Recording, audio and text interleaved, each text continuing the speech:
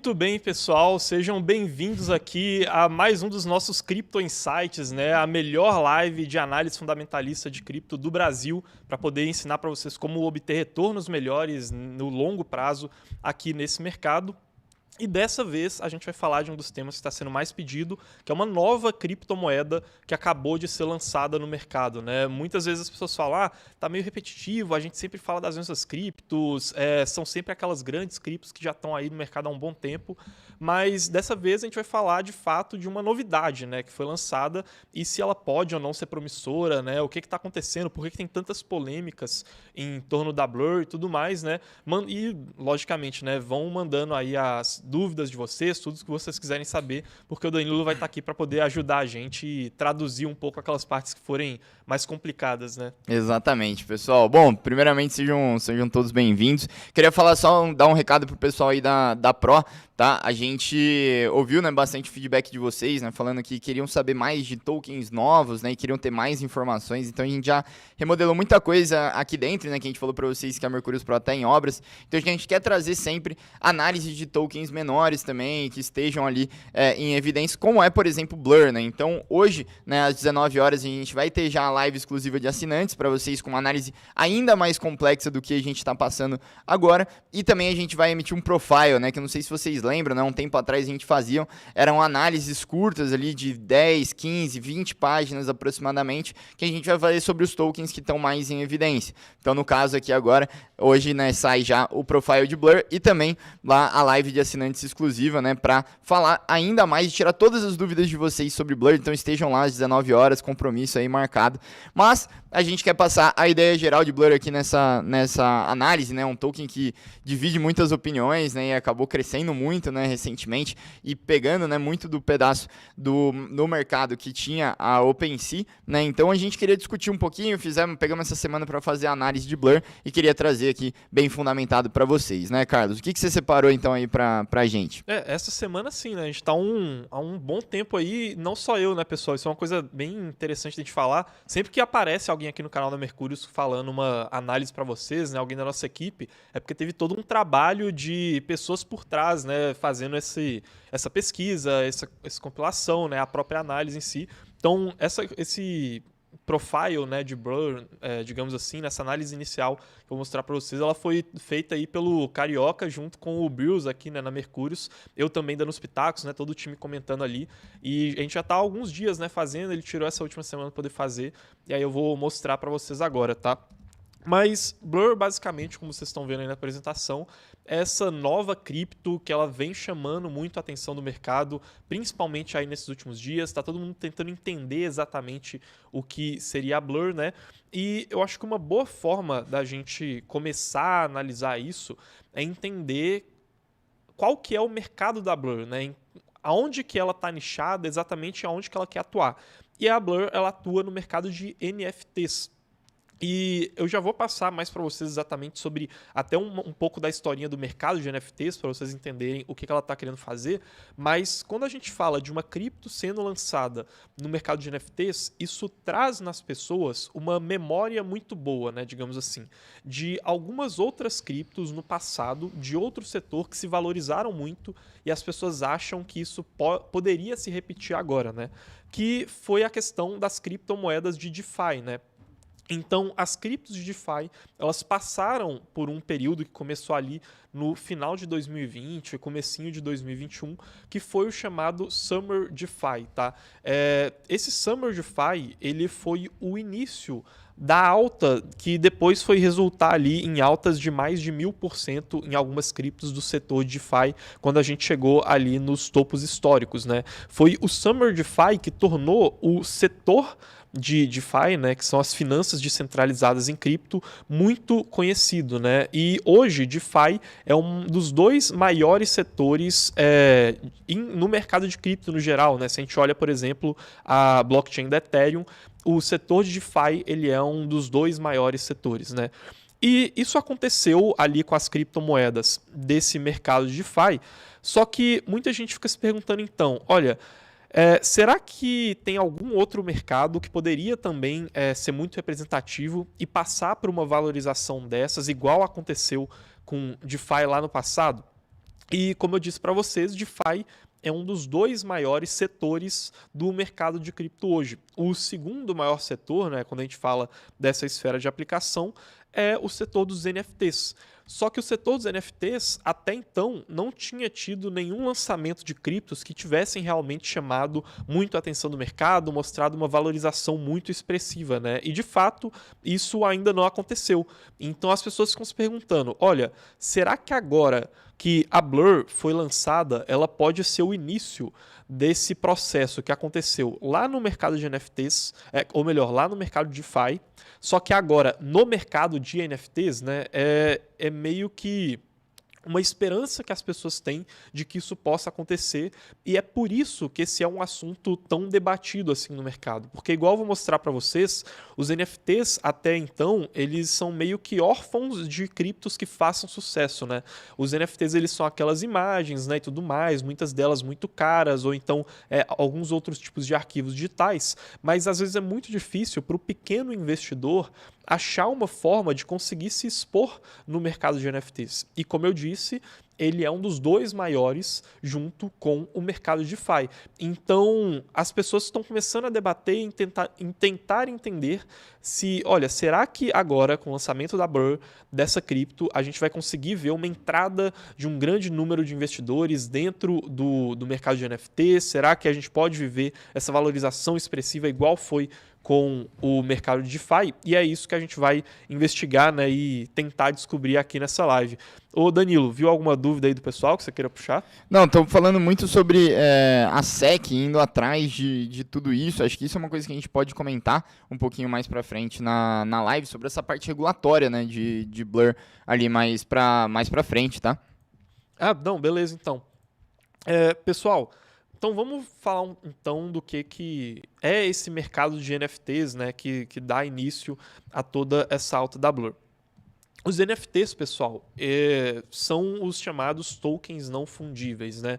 Ou seja, são arquivos digitais que eles dificilmente vão poder ser copiados, né, ou então replicados, e sempre que você tentar fazer uma cópia dessa ou uma réplica, ela não funciona porque esses arquivos eles têm a identidade, né, deles, a propriedade deles registrada em redes descentralizadas, né, que são as redes como a Ethereum, redes como a Solana, até o próprio Bitcoin recentemente começou a ter NFTs, né, e dessa maneira a gente consegue permitir um dos casos de uso, que é a criação de obras de artes ou então de coleções virtuais, né, que são imagens iguais a essas que vocês estão vendo aí dos Bored Apes, né, que são uma das coleções mais conhecidas, e também dos CryptoPunks, outra coleção muito conhecida. E dessa maneira, os NFTs eles começaram a ter um grande apelo ali em um dilema que já é bem conhecido nessa indústria artística sobre a remuneração dos artistas, né? Só para dar um exemplo para vocês de como que é complicada essa questão da propriedade intelectual na remuneração dos artistas, a gente tem o caso do Harvey Ross, né? O Harvey Ross, você provavelmente não conhece ele, mas com certeza todo mundo que está assistindo essa live conhece a obra de arte que ele criou, que foi esse símbolo do rosto sorridente amarelo, né, que é o Smile Face. Esse símbolo ele foi criado lá em 1963 pelo Harvey e ele começou a ser usado em camisetas, em quadros, né? Começou a ser usado em uma série de coisas depois que ele já havia sido patenteado e ele gerou uma série de royalties, né? De direitos de uso de imagem por conta dessa logo, que ela rodou o mundo. Só que na época que ele criou essa logo, ele vendeu para uma empresa de camisetas por $45, sendo que em 2020 essa mesma empresa foi vendida por $500 milhões, né? Basicamente mostrando como que hoje a gente não tem um modelo que deixe muitos artistas satisfeitos quando a gente fala dessa remuneração em cima da propriedade intelectual, né? Muitos artistas eles sentem que eles são prejudicados justamente por essa falta de um registro mais justo, né? Digamos assim, de uma remuneração mais justa em que o artista ele consiga se relacionar com o cliente final com menos empresas intermediárias entre ele e esse cliente, né? E o mercado de NFTs ele começa a ganhar muito apelo como uma forma de tentar resolver um pouco dessa dor que muitos artistas sentiam, né? E como que o mercado de NFTs ele faz isso? Por meio dos marketplaces, né? Os marketplaces, eles são basicamente agregadores de compradores e de vendedores de NFTs, porque eles facilitam esse trabalho. É como se fosse uma Amazon, um Mercado Livre, né? É o tipo de loja que você entra lá, porque digamos que você queira vender um produto, vai ser muito mais fácil você vender nessa loja, em que você já vai achar vários vendedores do que você ter que começar uma loja ali do início, né? Começar ela do zero. E da mesma forma também funciona no mercado de NFTs. E o mais conhecido, né, dos marketplaces de NFTs, o que tomou o mercado, se tornou praticamente um monopólio, digamos assim, foi a OpenSea, né, que é esse que vocês estão vendo aí na nossa tela. A OpenSea ela começou a dominar muito esse mercado porque ela agregava e ainda agrega, né, o maior número de coleções de NFTs e de compradores de NFTs, né, de usuários que estão ali. E aí, só mostrando para vocês, né, um gráfico que mostra a dominância que a OpenSea teve, né? Aqui cada uma dessas cores simboliza um mercado de NFTs diferentes lá na rede do Ethereum. Vocês vão reparar como que a OpenSea ela dominou de uma maneira avassaladora, né, esse mercado conforme os NFTs eles foram se desenvolvendo. Só que a OpenSea, pessoal, ela recebe muitas críticas, tá? E o modelo de mercado que a OpenSea criou, ele acabou sendo muito criticado por alguns artistas, porque eles diziam que, olha, parece que a OpenSea ela pode estar se tornando uma coisa parecida com o que aquelas empresas eram no passado, né? A gente já conseguiu dar um passo no sentido de ficar mais independente, mas talvez a gente esteja agora virando refém de uma nova plataforma, né? E quais que são essas críticas ou então alguns problemas que o OpenSea pode ter e que o mercado fala muito? Primeiro é que a OpenSea ela é ainda uma coisa meio romântica, né? Então ela não acompanhou a evolução financeira do mercado de NFTs quando a gente fala de traders profissionais, né? Então hoje o mercado de NFTs ele é composto em grande parte por pessoas que estão comprando NFTs na esperança que eles se valorizem. Só que a OpenSea ela ainda tem um visual muito parecido com uma galeria de artes, né? Em que é difícil você conseguir alguns dados sobre esses NFTs. É uma visualização que coloca vários NFTs numa página só. Não é boa a classificação que eles fazem quanto ao nível de raridade desses NFTs, ao volume de negociação deles, né? E vários outros dados que os traders profissionais eles procuram, né? Então é um marketplace muito voltado para o varejo, né? Para aquela pessoa que quer comprar o NFT como uma obra de arte ou então como item de um jogo. E para o cara que quer tratar NFT como um investimento e quer tradear esse NFT no mercado, a OpenSea ela não é tão profissional assim. E aqui, Carlos, é bem interessante a gente ver como que a gente sempre tentou explorar esse ramo de NFTs, né? Quando começou o NFT, eu lembro que começou muito com com aquela Haribo, né? Era uma das funcionalidades, né? Nos tokens que a gente via surgindo, né? Quando esse ecossistema começou a surgir e tudo mais, a gente falou, poxa, se a gente tiver um ecossistema onde a gente consiga negociar isso tudo de uma forma descentralizada, como é, por exemplo, sei lá, uma Uniswap, a gente tiver uma Uniswap especializada em NFTs, pô, isso aqui pode ser um case de uso muito grande. A gente até chegou a investir, né, na carteira perfeita lá em Haribo nessa época, mas quando a gente viu, quem tomou frente foi o OpenSea. Então, acho que a gente poderia comentar um pouquinho sobre como que foi essa ascensão do OpenSea, por que um ente centralizado, né, em tese, conseguiu dominar esse mercado. É justamente porque ela funcionou, como eu disse, né, como uma Amazon ou como um mercado livre de NFTs, assim. Eles conseguiram criar uma equipe profissional antes dos outros mercados de NFTs e fazer essa questão de unir os compradores com os vendedores, né? Ou melhor, unir os compradores com os vendedores que estavam interessados ali no mercado de NFTs. Mas assim, como eu disse, né, essa tomada do mercado que a OpenSea fez, né, quando ela fez toda essa onda de crescimento de volume, crescimento de usuários, crescimento de coleções de NFTs, não veio em vão e ela começou a receber algumas críticas, né? Teve essa que eu falei para vocês, né, que é a questão de que ela não tinha uma plataforma e ainda não tem uma plataforma que é tão boa quando a gente está falando dos traders profissionais.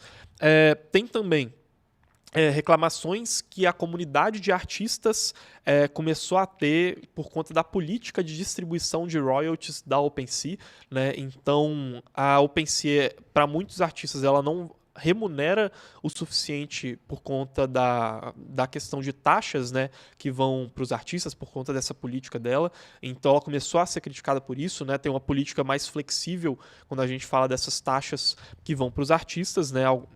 Em muitos casos essas taxas elas são opcionais quando você está comprando algum NFT ali no marketplace da OpenSea. E por fim, a OpenSea ela não tem nenhuma cripto no mercado, né? Então, mesmo ela tendo esse volume tão alto, ela não tem nenhuma cripto, mesmo que em 2022 ela tenha girado quase 20 bilhões de dólares em volume, né? E mesmo com todo esse volume, o mercado ele não tem uma forma de se expor ao sucesso da OpenSea em si, que seria comprando uma cripto da OpenSea, né? O cara necessariamente ele precisaria comprar um NFT que está lá na plataforma, mas ele não consegue se expor ao sucesso da empresa, né? Digamos assim. E aí começaram a surgir algumas conversas no mercado relacionando isso com uma história que já se repetiu lá no mercado de DeFi, tá? Vocês vão reparar, pessoal, que várias vezes eu vou estar fazendo essas comparações, né, de NFT com DeFi, porque DeFi é um mercado que já está um pouco mais maduro e a gente vendo o que aconteceu no passado, a gente pode tentar prever um pouco do que vai acontecer no futuro agora para o mercado de NFTs conforme ele ele amadurece, né? E em DeFi aconteceu uma história muito interessante que a gente já comentou aqui no canal, que foi a questão da criação do token da Uniswap. Então, quando a Uniswap surgiu, e hoje a Uniswap ela é a principal aplicação do setor de DeFi, né, ela funciona como mercado de compra e venda de criptomoedas, ela não tinha a sua criptomoeda própria, mesmo ela tendo uma tecnologia muito alta e dominando muito o mercado. E foi nesse momento que as pessoas começaram a falar, olha, já que a Uniswap ela tem tudo isso de bom, mas ela não tem uma cripto, e se a gente copiasse o código deles, só que fizesse isso lançando uma cripto e valorizando a nossa comunidade? E aí surgiu a SushiSwap. A SushiSwap ela foi uma cripto criada como uma cópia do código da Uniswap e lançada no mercado antes da Uniswap ter lançado a sua criptomoeda. E aí, como a SushiSwap já tinha a sua cripto, que é a cripto Sushi, ela fez o que a gente chama de ataque vampírico contra a Uniswap, sugando a liquidez que estava no protocolo da Uniswap, né? Ou seja, todo aquele dinheiro que os provedores de liquidez deixavam ali naquele mercado, a SushiSwap sugou, né? Ou melhor, todo aquele dinheiro não, mas uma boa parte dele e muito rapidamente. E o pessoal começou a falar, olha, da mesma forma que a Uniswap naquela época não tinha uma cripto, e aí criaram uma cripto como uma ferramenta para tentar atrair o capital que estava lá dentro, a OpenSea hoje também não tem uma cripto. E se a gente criasse um novo mercado de NFTs com uma cripto e utilizasse essa cripto para poder sugar esse mercado, né, esse dinheiro que está sendo movimentado lá na OpenSea, né, aquelas coleções que estão lá, trazê-las aqui para dentro para, né, fazer esse processo valorizando a comunidade e dessa vez com uma cripto no mercado. E é junto com esse apelo, né, e para tentar resolver aquelas críticas que eu falei para vocês, que a OpenSea sofre, que surgiu a plataforma da Blur, tá? Danilo, mais alguma dúvida aí que você queria puxar? Antes da gente começar a falar de Blur aí, eu ia pedir primeiro de tudo, né, pessoal, vamos deixar o like aí pra todo mundo que tá assistindo, né, pro YouTube entregar cada vez mais esse conteúdo pras pessoas. Eu sei que muitos de vocês estão com dúvidas desses tokens específicos, então se vocês gostam desse modelo, deixem o like que é de graça pra vocês, mas ajuda muito a gente, né. E agora que a gente vai entrar na análise de Blur, né, a gente queria dar um presente aqui pra todo mundo que tá acompanhando a gente. Entre no primeiro link ali da descrição, que vocês vão receber uma análise de Blur, né? Uma análise rápida que a gente fez, resumindo aqui a live de hoje, tá? Então podem entrar lá, é gratuito para vocês que estão assistindo aqui com a gente. Deixem o e-mail de vocês e a gente já vai mandar para vocês essa análise, né? Mais específica, né, do que a gente está falando, um resumo de toda essa live para vocês poderem ler com calma depois também, beleza? Carlos, pode seguir aí, esse era todo o meu aviso. Vamos lá então. E aí, de fato, a gente chega, né? O que é a Blur, né? O que é esse mercado de NFTs que está querendo concorrer com a OpenSea? E ele, como eu disse, né, ele surge para tentar resolver algumas daquelas críticas que a OpenSea sofria, né? Que a OpenSea até então era praticamente um monopólio ali dentro do mercado. O primeiro ponto é que a Blur ela vai ser um mercado de NFTs meio que feito para traders profissionais, né? Uma vez que NFTs eles já se tornaram produtos financeiros, né? Muita gente olha para os NFTs com essa perspectiva de investimento e não só como obras de arte. A Blur ela tenta fornecer ferramentas que vão melhorar a experiência de quem está querendo ganhar dinheiro comprando e vendendo NFTs. Algumas delas são, por exemplo, o Pool Balance, né, que é uma ferramenta da Blur para tentar trazer mais velocidade e dinamismo nas operações. Enquanto na OpenSea as pessoas elas têm que negociar usando uma criptomoeda chamada WETH, porque isso facilita ali a velocidade nas operações da OpenSea. Na Blur, as pessoas conseguem negociar diretamente usando a cripto ETH, que é a criptomoeda lá da rede da Ethereum, né? Como na Blur você consegue negociar usando o ETH e não precisa negociar usando o WETH, né, que é um Ethereum envelopado, como as pessoas chamam, você diminui a fricção para você conseguir utilizar esse mercado ali da Blur, né, quando você está comprando e vendendo. Uma outra questão também é que você tem uma visualização muito mais profissional e muito mais detalhada do volume das coleções que estão sendo negociadas ali dentro do marketplace, né? Então, uma coisa que vocês podem reparar aqui, né, essa daqui é uma tabela que mostra a comparação de 3 coleções diferentes. A gente tem ali o volume de vendas delas no último minuto, nos últimos 5 minutos, nos últimos 15 minutos e na última hora, sendo que você ainda poderia colocar para poder analisar o volume de vendas em vários outros períodos de tempo, né? Mas chega a esse máximo ali, digamos assim, de 1 minuto que você consegue olhar e ver quais que foram os últimos NFTs vendidos, né? Só que quando a gente vai olhar isso lá na OpenSea, por exemplo, a gente só consegue ver o volume no máximo da última hora de negociação. Então, se a gente está vendo algum trader que ele tem alguma estratégia de observar o volume que está sendo negociado nas coleções para poder definir qual NFT ele vai comprar, é muito melhor ele fazer isso por meio da Blur do que por meio da OpenSea, porque na Blur essa visualização ela é muito mais fácil, né? Tem muito mais detalhes para esse cara que comprar ou vender NFT poder analisar aquelas coleções.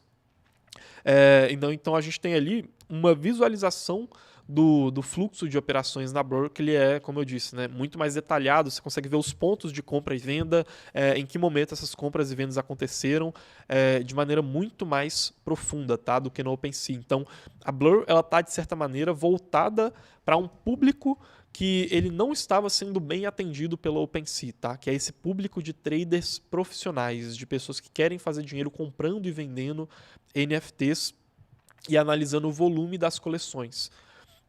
Além disso, a Blur ela também é um agregador de outros mercados de NFTs. Então, lá na plataforma da Blur, você também consegue encontrar os NFTs dos outros mercados com uma espécie de visualização que está acontecendo ali por baixo dos panos, né? Então, ela mostra esses NFTs que estão nos sites dos outros mercados, né? Digamos assim, igual vocês estão vendo aí, os próprios NFTs da OpenSea ou então da LuxHard, né? Que é outro mercado de NFTs. E ela, inclusive, nesse agregador, tem ferramentas para te dizer se aquele NFT ele é de fato o representante de uma grande coleção ou então se ele é um scam, né? Ou seja, um NFT falso que está tentando ser negociado ali usando a mesma imagem e todo esse tipo de coisa. Segunda coisa que a Blur tem que chama muito a atenção é a questão da política de taxas e da valorização da comunidade de artistas que a Blur faz, tá? Então, aqui vocês estão vendo uma comparação na tabela das taxas que são cobradas pelos mercados de NFTs em comparação com a taxa que é cobrada pelo mercado Blur, tá? Essa daqui não é a taxa necessariamente completa que você vai pagar, tá? Porque normalmente esses mercados de NFTs eles vão se dividir em 3 tipos de taxas. As taxas da própria rede da Ethereum, né, para você realizar a operação, a taxa que fica com o artista e a taxa que fica com a plataforma. Essa daqui é só a taxa da plataforma, tá, pessoal? E como vocês estão vendo, a Blur ela é a única dentre esses grandes mercados que obteve um destaque, né, de negociações que tem 0% de taxas, né? Então, enquanto o OpenSea, por exemplo, cobra para o marketplace 2,5% de taxas que vão para a tesouraria, a Blur cobra 0%. E a gente tem a questão da remuneração dos artistas também, né? Igual eu estava falando para vocês. Então, os criadores, eles podem escolher hoje entre 3 opções. Ou eles não bloqueiam a sua coleção nem na Blur, nem na OpenSea, ou eles lançam essa coleção só na Blur e bloqueiam a OpenSea de utilizar ela, ou eles lançam na OpenSea e bloqueiam a Blur de utilizar ela, tá? E o que ele pode ganhar ou perder dependendo da alternativa que ele escolher aqui entre essas 3 opções. A primeira questão seria ele não bloquear nenhuma das duas. Nesse caso, ele iria obter a taxa mínima que a Blur ela transfere para os artistas, que é de 0,5% sobre o valor dos NFTs, enquanto que lá na OpenSea ele não teria nenhuma taxa indo para o artista, né, para o criador daquela obra, daquele NFT. A segunda opção seria ele bloquear a Blur, né? Ou seja, ele vai tentar deixar aquele NFT disponível só na OpenSea. Nesse caso, você não vai conseguir fazer um leilão de NFTs lá na Blur, tá? Mas você ainda conseguiria comprar ou vender ele de algumas maneiras por meio do agregador. Nesse caso, lá na Blur, ela ainda vai forçar um mínimo de 0,5% de taxas, enquanto que lá na OpenSea você vai ter as taxas completas indo para o criador desses NFTs, né? Que é uma taxa ali, se eu não me engano, também girando na faixa do 0,5%, mas ela é um pouco mais flexível, tá? E a terceira opção seria ele bloquear a OpenSea. Nesse caso, lá na OpenSea, ela não vai permitir a negociação, porque ela não tem essa ferramenta de agregador, igual a Blur tem, mas lá na Blur você consegue os royalties completos, né? E o que é importante da gente ver aqui? É como que a Blur ela está tentando beneficiar, digamos assim, o artista nessa teoria dos jogos ali, de qual que vai ser a opção dele. Porque pensa assim, se ele não bloquear nenhuma das duas, ele só vai ganhar na Blur, certo? Ele não vai ganhar nada na OpenSea. A OpenSea exige que você bloqueie a Blur para você ganhar taxas lá. Se ele bloqueia só a OpenSea, ele vai obter a remuneração completa por parte da Blur. E se ele bloqueia só a Blur, ele vai obter ainda uma remuneração muito mínima, tá? Lá na Blur, mas ele vai obter uma remuneração que ela é flexível lá na OpenSea, né? Então, uma vez que ele opte por não bloquear, de qualquer maneira, ele já não vai receber aquelas taxas da OpenSea, né? Então, dado que ele vai ter que escolher entre qual vai pagar mais taxas para ele tende a ficar com a Blur. Sendo que, como eu disse, mesmo que a Blur ela seja bloqueada, digamos assim, ela ainda por meio do agregador dela, né, por mais que os leilões de NFTs lá sejam bloqueados, ela vai ainda assim transferir uma taxa mínima para aqueles artistas, né? Então é um jogo que ele tenta fazer com que o artista ele seja mais bem remunerado do que ele seria lá na OpenSea. Até porque as taxas que são cobradas nesses NFTs lá na OpenSea, em muitos casos, elas são opcionais, né? Então o usuário que está negociando aquele NFT, ele pode escolher se ele vai ou não pagar uma taxa para o criador do NFT, para o artista. Só que lá na Blur, essas taxas elas não são opcionais. Sempre que você vai negociar, se você tiver colocado ali como um parâmetro na coleção, você vai necessariamente ter que pagar, né, ter que transferir uma parte dessa grana para o artista que criou ele. E, por fim, né, além da Blur ela ter essas funcionalidades profissionais de acompanhamento de volume em tempo real, de criação de leilões em tempo real, que vão facilitar a visualização de operações para os traders, e além dela ter essa questão de tentar beneficiar os artistas, ela também lançou a sua criptomoeda própria, né, que é uma coisa que a OpenSea não tinha até então, e é por isso que ela vem chamando muita atenção no mercado, né. Essa criptomoeda ela foi lançada por meio do airdrop da Blur, né, que é o que está sendo tão falado, que chamou muito atenção para esse tema, que foi basicamente uma distribuição gratuita de criptos que a Blur fez, e aí o pessoal começa a se perguntar se de fato faz ou não sentido investir nessa cripto que muitas pessoas receberam e começaram a comprar e vender ali no mercado, né? Ô Danilo, você acha que ficou alguma dúvida aí com relação à plataforma da Blur, antes da gente começar a adentrar na Crypto Blur e no domínio da plataforma da Blur? Não, tem uma crítica aqui que o Crypto Galeria tá fazendo, né, a todo esse ecossistema da Blur, OpenSea e tudo mais, que você comentou sobre a opcionalidade, né, de algumas coisas, e ele falou que os NFTs vieram para resolver problemas do mercado de arte. Em especial o direito de sequência. Ao estipular royalties de 5%, que é irrisório, e deixar o restante opcional, se rompe com esse conceito primordial, né? E eu queria saber, se, assim, você que analisou todas essas partes, assim, né, como que a OpenSea e a Blur, eles tendem a tentar ficar ali, resolver esse problema do mercado de arte especificamente. Eu não entendi bem, assim, ele tá falando sobre a dor que os artistas têm ali quando a gente exatamente. tá tentando, quando a Blur e a OpenSea tentam resolver esse problema, né? Sim, exatamente. Então, tipo assim, como é que a gente resolve esse problema, né, que é o direito de sequência, de receber sempre e um valor que seja, né, acima de 5% que ele fala que, né, nesse caso é irrisório, né? Então, não necessariamente é irrisório, tá? Se você tem um volume muito grande de negociação ali, igual aquele caso que eu citei lá do Harvey, que foi o criador da logo do rosto sorridente amarelo, né? Se ele tivesse ganhado um royalty ali de 0,5%, ele teria sido muito rico, tá?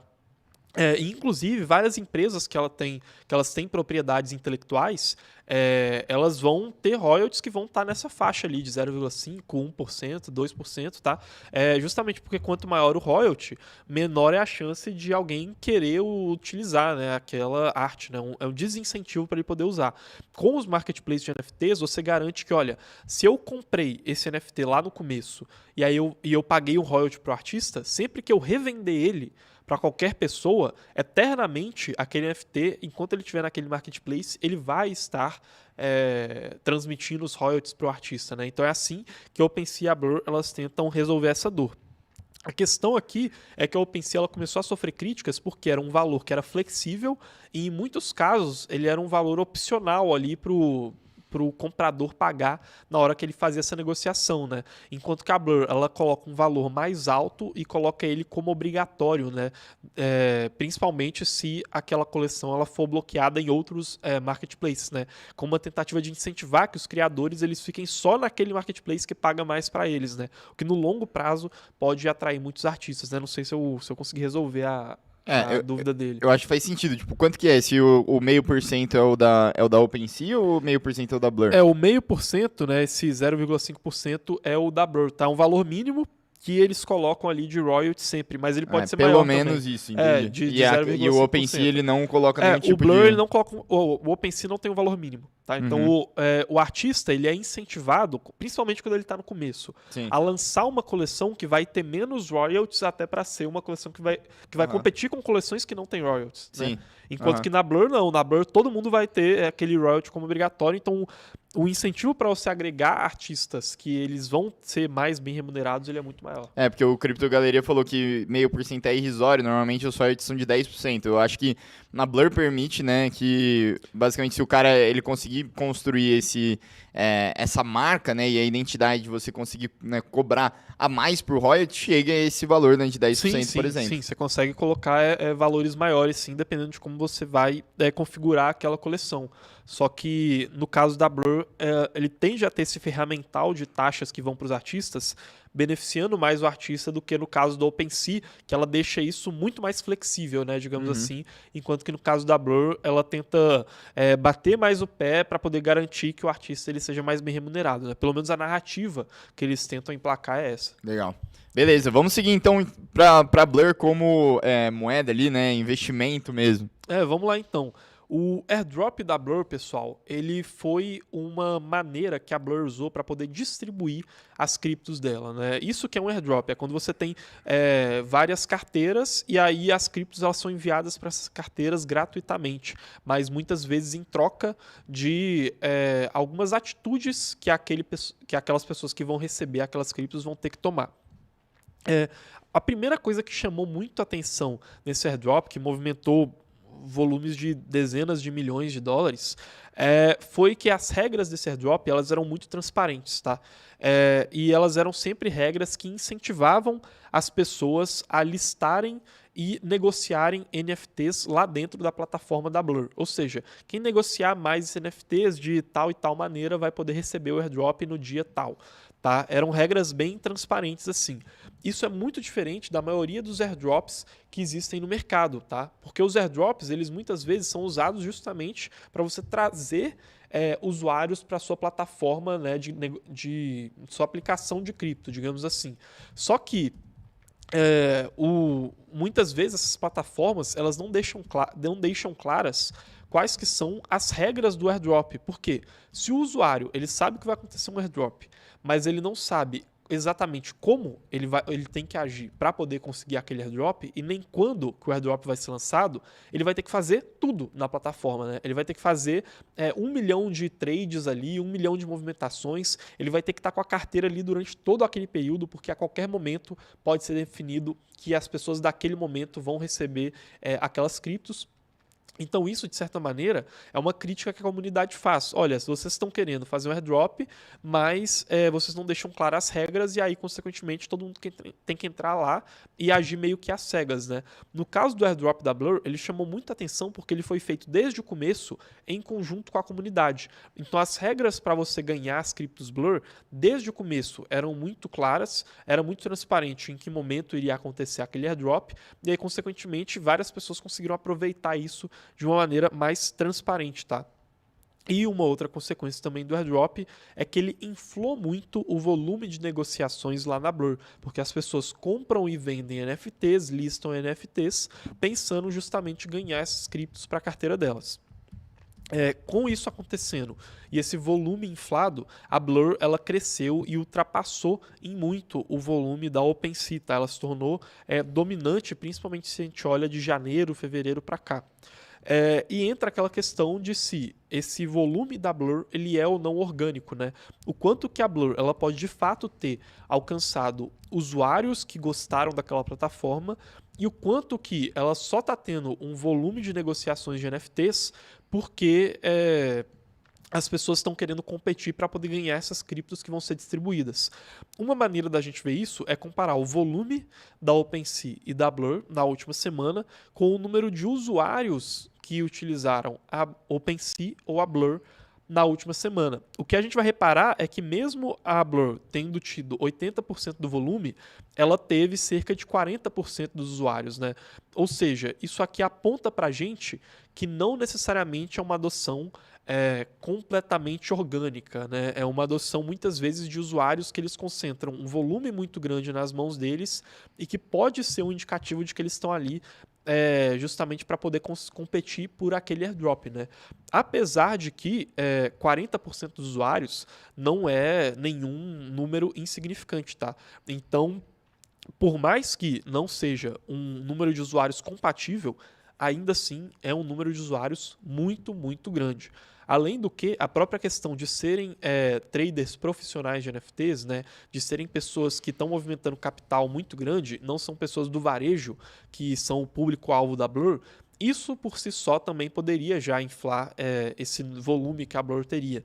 Então, ainda não está claro se a Blur ela tem ou não tem um patamar de adoção orgânica, né? Se ela consegue andar com as próprias pernas depois que esse airdrop passar, né? Seria um pouco da situação que a gente está vivendo com a Optimus, por exemplo, né? Que a gente não consegue ter os dados claramente, né? Ou da Arbitrum, por exemplo, que a gente imagina que todo mundo tá lá fazendo as missõezinhas para conseguir o airdrop e você não consegue ter uma visão limpa do que seria aquele ecossistema sem o airdrop, né? Não consegue ter ali as métricas, se realmente o pessoal está usando porque o produto é bom ou enfim, qualquer outro motivo assim, ou se eles estão usando simplesmente para ganhar os airdrops, né? Exato, né? E justamente, tanto a OpenSea quanto a Arbitrum, elas têm esse volume muito inflado hoje, né? OpenSea não, Optimism e Arbitrum, elas são duas plataformas de segunda camada lá da rede da Ethereum, né? São redes que tentam competir com a Polygon, por exemplo, que a gente já falou aqui com vocês.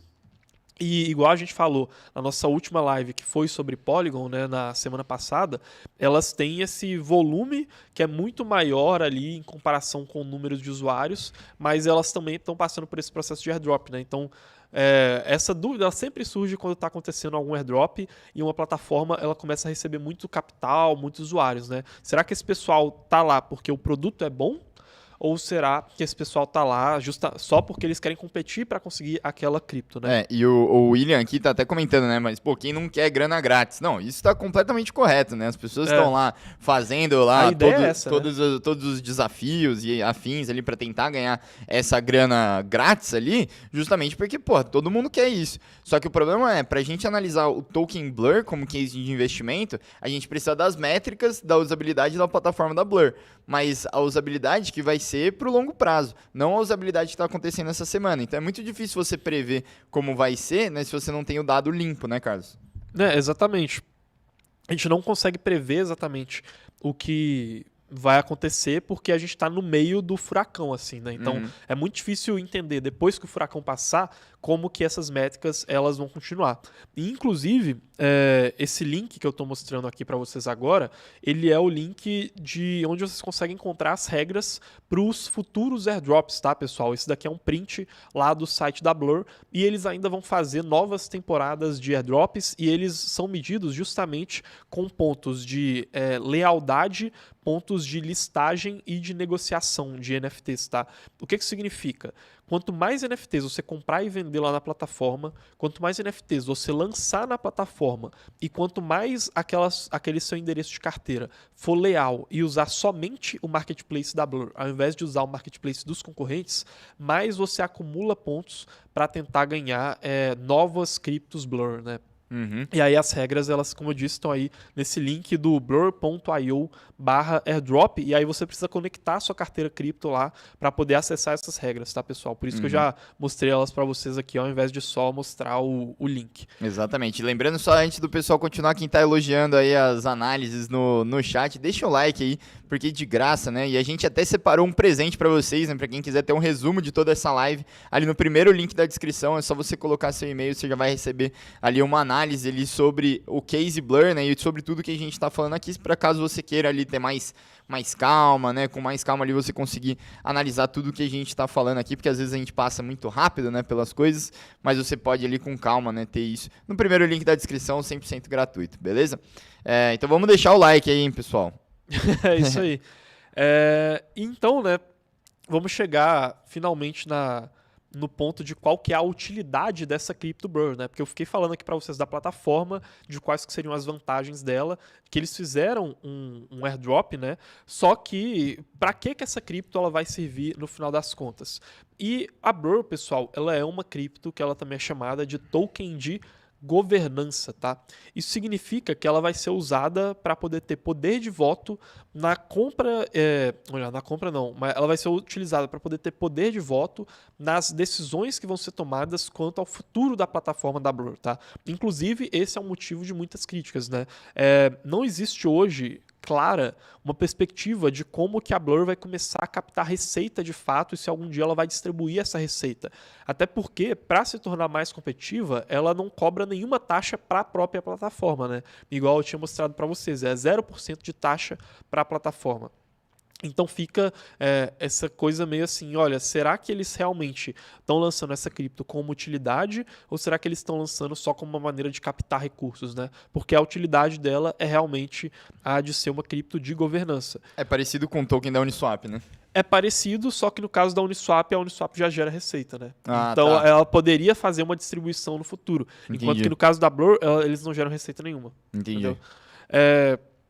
E quais que são, né, então, essas fraquezas e críticas que a Blur e que a Crypto Blur sofre, né? Aqui, depois que vocês entenderem esse panorama do que é a Blur e o que é a Crypto Blur, né? E como que ela foi lançada. Primeira crítica que ela sofre é de uma parte mais romântica ali da comunidade, de artistas e tudo mais, que diz que a Blur ela tá fazendo uma comoditização dos NFTs, né? Ou seja, quando a Blur ela trata os NFTs como se fossem itens financeiros, né, de negociação profissional, e ela coloca vários parâmetros que vão organizar ali, classificar os NFTs, então classificações de raridade, volume em poucos minutos, e mostrando vários NFTs na mesma página, né? Isso aí, ele cria essa questão de como se os NFTs eles fossem uma criptomoeda, né? De certa maneira, ele tira um pouco dessa questão do romantismo e das comunidades em torno dos NFTs. E isso é uma coisa que tem atraído muitas críticas, né? De uma parte dessa comunidade de artistas também, né? Apesar da Blur ter essa política de remuneração aos artistas. Vocês podem até reparar aqui, vendo esse print da plataforma de leilões da Blur, como que ele é muito diferente daquele layout que eu mostrei para vocês do caso da OpenSea, né? Aqui você tem vários NFTs mostrados na mesma página, você tem uma classificação de raridade daqueles NFTs, que tenta tirar um pouco daquele viés subjetivo que os NFTs têm muitas vezes, né, como obras de arte, e tem aquele volume de negociações em poucos minutos, né? Você consegue ver exatamente quais são as carteiras que são donas daqueles NFTs e tudo mais. Então são muito mais dados condensados para tentar tirar um pouco dessa subjetividade e aí indiretamente, né, sofrer essa crítica de retirar um pouco desse valor artístico dos NFTs. Segundo ponto é que o time da Blur ele é anônimo, sem um histórico de sucessos e nem com a pele em jogo, né, digamos assim. Na verdade, pessoal, hoje existe um único membro deles que não é anônimo, que é o CEO. O CEO, antes, né, e também que ele é o fundador da Blur, ele usava um codinome de Pac-Man, né, lá no Twitter, só que depois ele resolveu mostrar a identidade dele de fato e a gente descobriu que é esse Tiechuan Hokerri, né, que é o CEO da Blur, o principal cara ali por trás do projeto. O CEO em específico, como ele não é anônimo, a gente consegue ver um histórico de sucesso que ele teve em outras empresas de tecnologia, tá?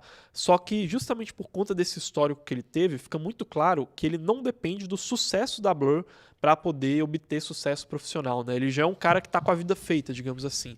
E isso às vezes é ruim quando a gente fala de alinhamento de interesses. De certa maneira, não tem um alinhamento de interesses específico, ainda mais porque a gente não sabe qual que vai ser o futuro do Token Blur, que esse CEO ele tenha com o projeto, né? É muito difícil a gente ver isso na prática, porque a Blur ela é mais um dos projetos que ele está fazendo ali, né? E ele não depende dele. E tirando ele, todo o restante do time da Blur é anônimo e, como eu disse, por eles serem anônimos, eles não têm esse histórico de sucesso, né? Ou seja, a gente não sabe se eles são desenvolvedores com boa experiência no mercado, de quais empresas eles vieram, nem nada disso, né? São todos totalmente anônimos. Terceiro ponto, depois dessa questão da crítica que os artistas fazem e do time ser anônimo, é a questão de que as métricas elas são muito infladas por conta desse airdrop, né? Então, como eu disse, né? A questão de quanto a adoção da Blur ela é orgânica ou não é muito debatida no mercado. E, por fim, né, é que o token ele é útil apenas para a governança, como eu disse para vocês, né? Então, atualmente, pessoal, a gente não acha que o investimento em Blur ele faça sentido justamente por conta desses pontos que eu estou falando aqui para vocês. Não tanto essa questão da crítica à comunidade que a comunidade de artistas fazem, tá? Isso aí pra gente é mais uma questão do público que a Blur quer atingir, então ela é um público para teles profissionais mesmo, não existe problema nenhum nisso na nossa visão, pelo contrário, né, ela pode até crescer baseado nisso, mas esses últimos 3 pontos ali que eu falei, que foi a questão do time anônimo, né, o CEO que não tem a pele em jogo ali, né, nesse sentido, de que a adoção da Blur ela ainda é muito inflada, então a gente não sabe quantos usuários vão continuar lá depois que os airdrops passarem, se o produto de fato ele vai se manter bom depois que esse volume passar.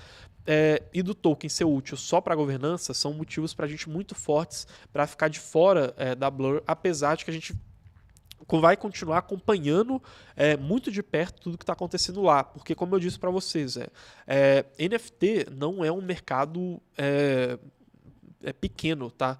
NFT, como eu disse para vocês, é o segundo maior mercado de aplicações dentro de cripto, tá? Junto com o DeFi. Diante de várias métricas, inclusive o NFT vai ser o maior mercado de cripto. No ano passado, a gente teve mais carteiras interagindo e entrando na Ethereum, na sua primeira interação, né? Ou seja, usuários entrando na Ethereum por meio de uma interação que se relacionava com o mercado de NFTs, né? Então carteiras tradando alguma coisa relacionada a NFTs, do que no mercado de finanças descentralizadas, tá? Isso aí ao longo de 2022 na rede da Ethereum. Ou seja, os NFTs eles podem ser um mercado que vai atingir usuários, um público que as operações financeiras não vão atingir, justamente porque a gente consegue ter o uso de NFTs em obras de arte, em jogos, né? E assim por diante. Então é um mercado muito grande, a gente vai continuar olhando para a CryptoBlur, porque olha, eles têm uma plataforma que está sendo muito dominante no mercado. Apesar disso, né, como eu falei para vocês, os pontos hoje são mais negativos do que positivos. E como que a Blur ela poderia se alterar, né? Ou então no que ela poderia focar para poder passar a fazer sentido, né? Para a gente são principalmente 3 pontos, né? E que a gente vê como 2 pontos positivos e como um ponto que ela tem que melhorar. Primeiro ponto, focar muito e conseguir explorar de uma maneira bem sucedida esse nicho de traders profissionais, tá? Então, não tem problema a Blur ela não ser focada nesse lado mais artístico e tudo mais, porque, olha, é um marketplace que está focado em um nicho diferente, né? Então, se ela conseguir focar e atingir mais esse público, pode ser uma coisa muito benéfica para eles, né? Se eles conseguirem fidelizar esse público e eles preferirem usar a Blur do que o OpenSea. Então, o volume pode diminuir depois, mas uma parte vai continuar lá. Segundo, conseguir explorar muito bem essa questão da remuneração dos criadores e conseguir usar essa teoria dos jogos que está ali por detrás dessas regras, principalmente por eles terem um agregador de outros marketplaces, para tentar fazer com que os artistas prefiram lançar suas coleções lá na Blur do que lançar em outros marketplaces, né? Apesar de que o público de varejo desses artistas pode comprar os NFTs em vários lugares, porque, né, justamente a Blur ela é focada ali para esses traders. E o terceiro ponto é uma reforma no tokenomics, né? Então, em algum momento, a Blur ela teria que começar a gerar de fato receita para o protocolo e distribuir essa receita de alguma maneira entre esses tokens, ou então dar alguma outra funcionalidade para esse token, né? Talvez esse token virar moeda do marketplace, enfim. Tem várias utilidades que poderiam ser feitas, mas para ele ser algo além de um token de governança, tá, pessoal? Então, acho que com isso a gente consegue meio que fechar essa análise assim e passar para as dúvidas aí do pessoal, Danilo. O Henry aqui tá perguntando o seguinte: se a gente não acha que uma maior remuneração dos criadores vai diminuir o interesse dos compradores, né? Pois eles teriam que pagar um pouco a mais pelo NFT. Isso pode diminuir a remuneração dos criadores dependendo da situação, tá? O que acontece? Essa dinâmica de taxas que eu estou mostrando para vocês aqui, tá, pessoal? Ela com certeza vai evoluir ainda muito conforme o mercado for avançando e é muito difícil a gente se pautar naquela tabelinha que eu mostrei ali para vocês de remuneração da Blur, da OpenSea, para a gente tentar prever exatamente qual vai ser o futuro do mercado de NFTs daqui a 1, 2, 5 anos, tá? Até porque a gente nem sabe se vão ser justamente esses marketplaces que vão agregar a maior parte dos usuários. Pode ser que por exemplo, um grande jogo lance uma coleção de NFTs, ele atinja muito mais pessoas, né? Vamos colocar, por exemplo, um League of Legends, né? Um CSGO, um jogo muito conhecido, lance uma coleção de NFTs, atinja muito mais pessoas do que tem usuários na OpenSea ou na Blur, e faça isso com marketplaces do próprio jogo, né? E aí o usuário vai ficar refém ali daquela plataforma, né? Os criadores, os artistas vão estar, na verdade, transferindo a sua propriedade intelectual para a empresa que desenvolveu aquele jogo, né? Só um cenário do que eu estou falando, né? Então, assim, é muito difícil a gente se pautar exatamente nessas tabelas para poder prever qual que vai ser o futuro dessas remunerações, tá? Agora, o mais interessante aqui da Blur é ver que as comunidades de artistas elas estão se movimentando para tentar fazer o seu interesse valer, né?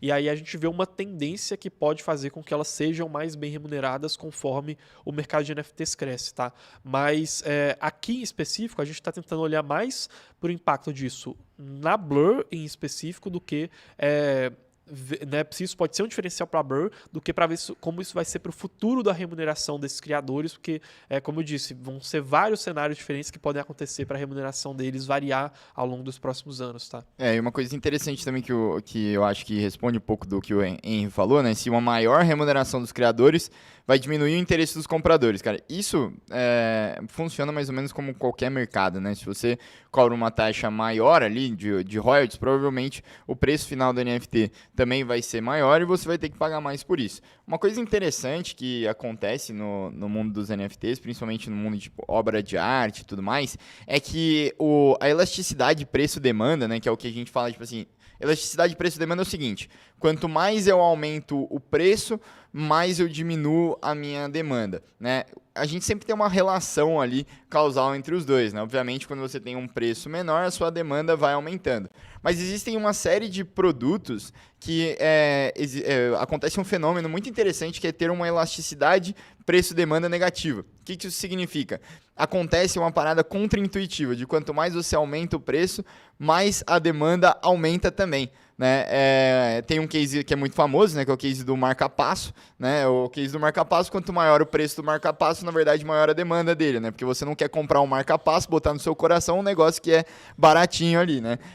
E um outro exemplo seriam as obras de arte. Né? Então, existem obras de arte que, aliás, quanto mais escassos ou mais valiosas elas sejam, maior a demanda. Então, não necessariamente significa que você aumentando o preço, você vai diminuir a demanda, porque a demanda, nesse caso, ela se dá muito por serem tokens não fungíveis pela marca do que você está criando. Porque por serem NFTs, eles são únicos, né? E essa unicidade dele que vai gerar o valor. Tipo, não importa, por exemplo, vamos pegar o exemplo da Nike com aqueles tênis Jordan e tudo mais, que são super famosos aí.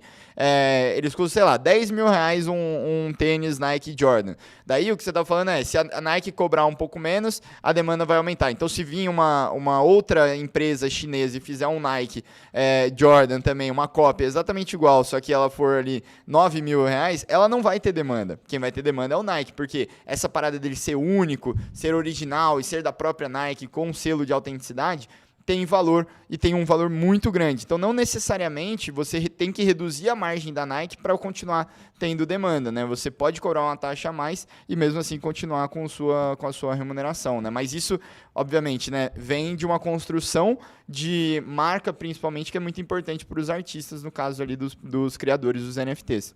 Falei besteira? Não, faz sentido, faz sentido. Show. Beleza, então, o que eu ia fazer pra gente fechar essa live, ô Carlos, é pedir pra você fazer um resumo, basicamente, do que a gente acha de Blur como investimento, né? Se vale a pena a gente continuar estudando, se vale a pena a gente até aportar um capital, ou não vale a pena investir, a gente não vai olhar mais e tem red flags grandes o suficiente pra gente achar que você deve ficar fora de Blur. Pra gente tem alguns indicativos muito fortes que fazem com que a gente tome a decisão de ficar fora de Blur por enquanto, tá? A Blur é uma plataforma muito interessante, que pode ter um sucesso muito grande no mercado de NFTs concorrendo com a OpenSea, mas não necessariamente ela é uma cripto interessante, tá? Apesar da plataforma ter obtido sucesso, a cripto, como eu falei, ela tem essa questão de que a plataforma não está gerando receita, então a gente não sabe exatamente qual vai ser a utilidade dessa cripto, o que significa essa valorização, além do próprio volume inflado da plataforma. E a cripto ela precisaria passar por algumas boas reformas, ou no mínimo dar indicativos que ela vai fazer essas reformas em algum momento para ela passar a fazer sentido, tá, pessoal? Boa, perfeito. Então, pessoal, lembrando aí que a gente deixou no primeiro link da descrição uma análise gratuita aí de Blur. Para o pessoal aí da Mercúrios Pro, né, fiquem ligados que hoje às 19 horas a gente vai ter uma análise ainda mais completa, principalmente voltada para essa parte de tomada de decisão, né, da Blur, no que a gente está vendo, se a gente coloca em carteira ou não, né? E também a gente está voltando com os profiles, né, que são aquelas análises mais extensas assim, de ativos mais diversificados, né? Pra gente não ficar sempre ali na mesma batida das coisas que vocês já sabem que a gente investe, a gente tá sempre mostrando que a gente tá de olho em tudo que tá acontecendo. Então hoje já sai também o profile de Blur para vocês poderem acessar ali, vai ter mais ou menos entre 15 e 20 páginas ali para vocês poderem já começar a estudar também isso e tirarem as próprias conclusões, beleza? Então, no mais é isso. Se vocês quiserem fazer parte da próxima abertura da Mercúrios Pro, né, que vocês sabem, Mercúrios Pro está em obras. Essa é a primeira modificação que a gente fez, né, a volta dos profiles, atendendo o pedido de vocês, já que a gente rodou o NPS, sabe que vocês estão querendo mais esses tokens diversos e tudo mais que vão chegando, e para a gente parar de ser um pouco repetitivo às vezes, né, a gente já está pegando, assumindo esse feedback de vocês e já está voltando com os profiles e com as lives mais diversificadas de tokens diversos, beleza? Então, se vocês quiserem fazer parte da Mercúrios Pro lá em abril, quando a gente abrir novamente as vagas, é só se registrar na lista de espera ali no segundo link da descrição, beleza? Pessoal, no mais é isso, né? Para quem é Mercúrios Pro, eu vejo vocês hoje às 7 horas da noite. Para quem não é, a gente tem ali na sexta-feira mais um Casual Cripto, beleza? Um abraço a todos. Valeu, pessoal. Valeu, pessoal.